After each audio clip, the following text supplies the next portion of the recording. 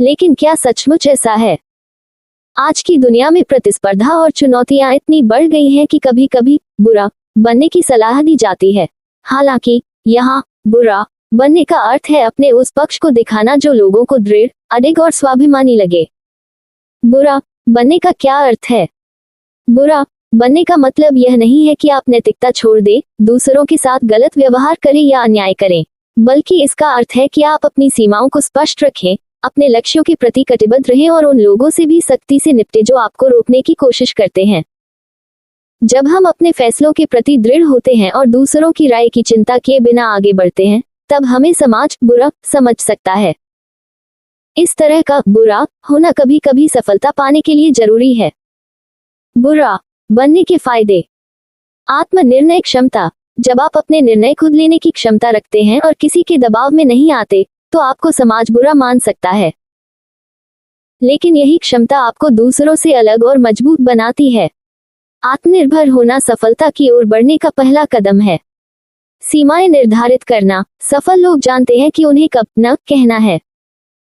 जब आप दूसरों के कामों में अपनी ऊर्जा बर्बाद करने से बचते हैं, तो यह आपको स्वार्थी या बुरा बना सकता है, पर यही आपकी प्राथमिकताओं को सुदृढ़ करता है।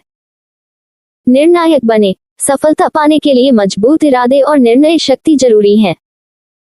जब आप कठिन फैसले लेते हैं, तो लोग आपको कठोर या बुरा कह सकते हैं, लेकिन इन्हीं फैसलों के कारण आप अपने लक्ष्य तक पहुंचते हैं। रचनात्मक आलोचना को अपनाना। जब आप अपनी गलतियों से सीखते हैं और उन्हें सुधारते हैं, तब कई लोग आपसे असहमत हो सकते हैं। ये बुरा बनने की एक निशानी है कि आप आलोचना से डरते नहीं, बल्कि उसे अपने सुधार का साधन बनाते हैं। क्यों है ये दृष्टिकोण जरूरी? कई बार हमारी अच्छी प्रवृत्तियां हमें कमजोर बना देती हैं। हम हर किसी को खुश करने की कोशिश में अपने लक्ष्य से भटक सकते हैं। लेकिन अगर हमें सफलता पानी है, तो हमें दूसरों की अपेक्षाओं की परवाह किए बिना अपने निर्णय लेने की आवश्यकता है। इससे लोग हमें बुरा कह सकते हैं, लेकिन याद रखें, जो अपने लक्ष्य के प्रति ईमानदार है, वही असल में सफल हो पाता है। निष्कर्ष। सफलता पाने के लिए बुरा बनना जरूरी है, लेकिन यह बुरा बनना सिर्फ एक दृष्टिकोण है। इसका मतलब नैतिकता छोड़ना नहीं, बल्कि अपनी शक्तियों को पहचानना, दृढ़ रहना और अपनी राह पर अडिग रहना है। हमें अपने उद्देश्य के प्रति निष्ठावान रहना चाहिए, चाहे लोग हमें अच्छा माने या बुरा।